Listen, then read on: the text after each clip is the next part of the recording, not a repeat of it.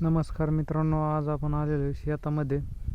तर आपल्या शेतामध्ये हा मोसंबीचा बगीचा आहे. 5 वर्षाची झाड आहे मित्रांनो. आणि मोसंबीचा बगीचा हा तोडून आता नेलेला आहे.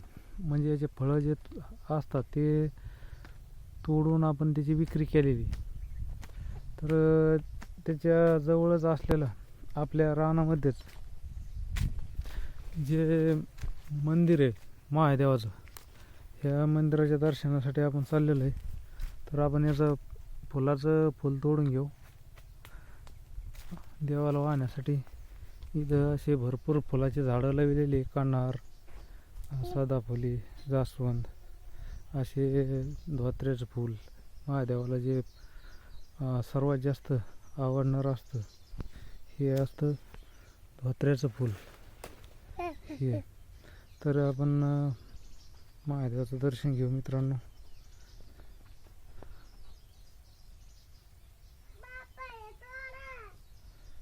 तर या ठिकाणी आपल्या शेतामध्येच तुम्ही बघू शकता एकदम असे सुशोभित महादेवाची पिंड आहे या ठिकाणी. आणि एकदम असं निसर्गरम्य वातावरण आहे.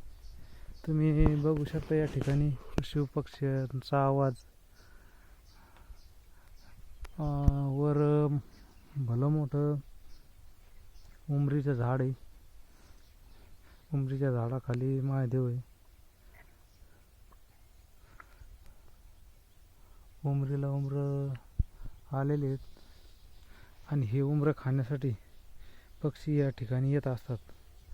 आणि पक्षी आल्यामुळं एकदम असं पक्ष्यांचा किलबिलाट आवाज या ठिकाणी असतो. आणि याच्या खेटूनच असलेलं हे बघा, हे बेलीचं झाड. आपल्याला श्रावण महिन्यामध्ये बेल वाहण्यासाठी कुठेही जाण्याची गरज नाही.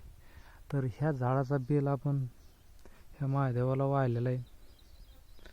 तर एकदम असं निसर्गरम्य वातावरण या ठिकाणी. इथं बघू शकता पुन्हा 2 पिंड आहे महादेवाच्याच. अशा एकूण 3 पिंड आहे या ठिकाणी.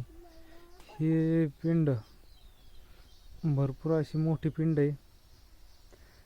पिंडीची जर उंची म्हटलं गेलं तर 2 ते अडीच फूट उंच आहे आणि 3 फूट लांब आहे अशी पिंड आहे. आणि या ठिकाणी आपण ह्या वाटेच्या साईडला फुलाचे झाडं लावलेले, चारही बाजूनं फुलाचे झाडं लावलेले या ठिकाणी.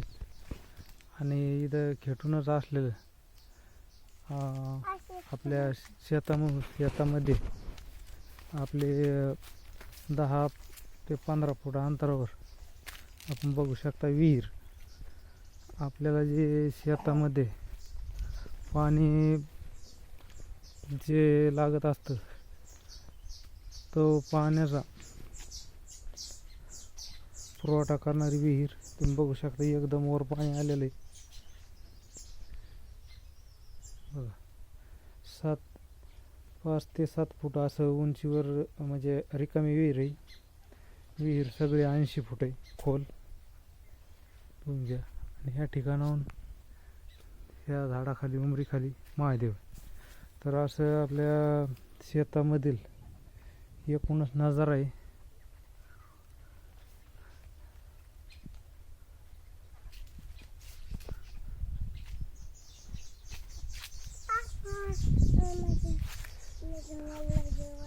असं आहे मित्रांनो आपल्या शेतामधील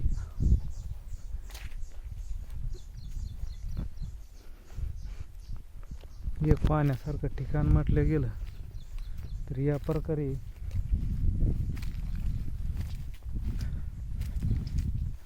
आणि या ठिकाणी आल्यानंतर मन असं एकदम प्रसन्न होतं.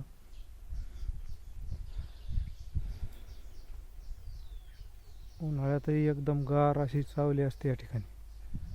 आपला